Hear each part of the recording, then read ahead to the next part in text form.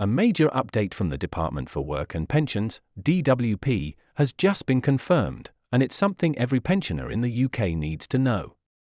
But before we get into the details that could impact your winter fuel payment this year, make sure to subscribe to this channel right now so you never miss critical updates on pensions, benefits, and everything in between.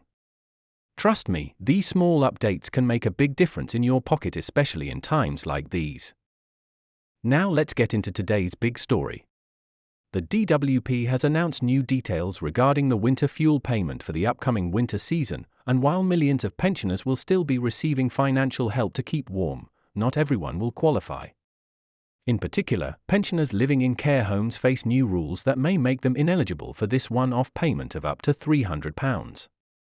According to the latest information, only certain individuals born on or before September 22, 1959, will receive the winter fuel payment this year provided they meet specific eligibility conditions.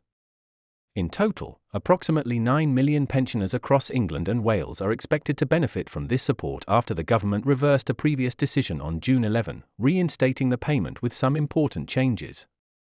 Here's where things get more detailed. If you're a pensioner residing in a care home, you can still receive the winter fuel payment, but only if certain conditions don't apply to you. For example, if you have been living in a care home continuously since June 23, 2025, or earlier, and you also receive specific income-related benefits like pension credit, universal credit, income support, income-based job seekers allowance, JSA, or income-related employment and support allowance, ESA, then unfortunately, you will not qualify for the payment. This restriction could come as a shock to some who've been relying on this additional help during the cold months. It's essential to understand these rules clearly because even though millions are eligible, not everyone will see this money in their account. On the bright side, if you receive any of the following benefits, there's no need to apply. Your winter fuel payment will typically be processed automatically. This includes state pension, pension credit, universal credit, attendance allowance, personal independence payment, PIP, carers allowance, disability living allowance, DLA, income support, income-based ESA, income-based JSA, as well as awards from the War Pension Scheme, Industrial Injuries Disablement Benefit, Incapacity Benefit, and the Industrial Death Benefit. However, here's a crucial twist you must be aware of. If your total annual income exceeds £35,000, your winter fuel payment won't be yours to keep.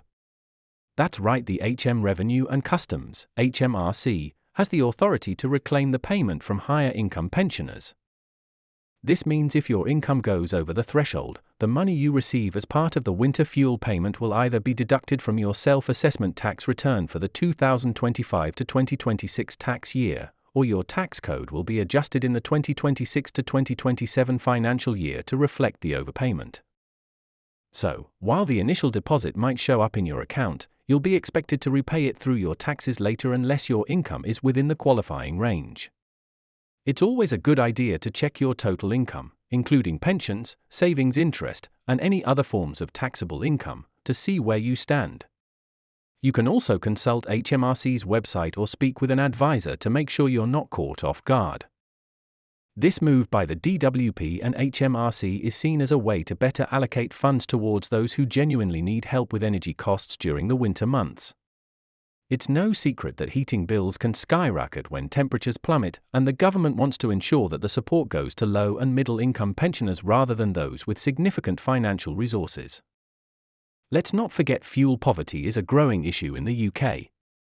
With energy prices remaining unpredictable and many households cutting back just to get by, support like the winter fuel payment becomes more than just a convenience, it's a lifeline. Many older people face difficult choices during winter, often sacrificing heating to afford food or essential medication. This is why these payments are so important, and why clarity around eligibility is vital. Another important detail: if you believe you qualify but don't receive your payment automatically, you may need to contact the Winter Fuel Payment Centre or submit a claim, especially if your circumstances have changed recently. For example, if you've moved into a care home, started receiving a new benefit, or if your partner who was previously listed as the main applicant has passed away, these changes could affect your eligibility and the amount you receive. Don't leave it too late to check. You should also be aware of potential scams. Unfortunately, whenever there's a government payout, fraudsters see an opportunity. The DWP does not contact people asking for bank details by phone, text, or email. If you receive any such request, be cautious and report it. The rail winter fuel payment will come either as a direct deposit or a letter explaining your entitlement, never through suspicious messages. And remember, this payment is not taxable and doesn't affect other benefits, but it could be reclaimed if your income is above the limit. What does this all mean in practical terms?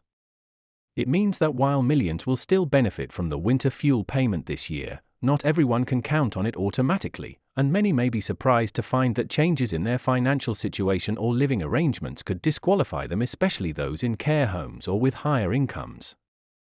This also highlights how important it is to do a benefits check once or twice a year. Even small changes in your living situation or finances, like selling a home, receiving an inheritance, or switching from one pension plan to another, can affect your eligibility for multiple support schemes. It's not just the winter fuel payment either. Similar income thresholds apply to other forms of help, like cold weather payments and the warm home discount. On top of that, many pensioners aren't aware of additional local schemes run by councils or energy providers that can offer extra support during winter. These include fuel vouchers, boiler repair grants, and hardship funds. These might not be publicized as widely but can provide real, tangible help when you need it most. So be proactive, ask your council, check with your energy supplier, and explore all available resources. It also underlines the importance of staying informed. The DWP's latest update serves as a reminder that eligibility rules are becoming more complex and that pensioners need to actively stay on top of their benefit entitlements. Too many people miss out on the support they deserve simply because they're unaware of small rule changes or assume that nothing has changed from year to year. That's why it's more important than ever to follow trusted sources that break down these updates into plain, easy to understand language. Which brings us full circle. If you found this breakdown helpful and want to stay ahead of the curve with accurate, timely updates on government payments, pensions, and benefits, then this is your chance to subscribe to this channel right now. Don't wait until winter is here and the bills are piling up. Stay informed, stay prepared, and most importantly, stay warm this winter by understanding your rights and what support you're entitled to. Hit that subscribe button, turn on notifications so you never miss an update, and share this video with anyone who might find it useful, because knowledge is power, and when it comes to your finances, every little bit counts. Thanks for watching, and until next time, stay safe, stay informed, and subscribe to the channel for more updates just like this one.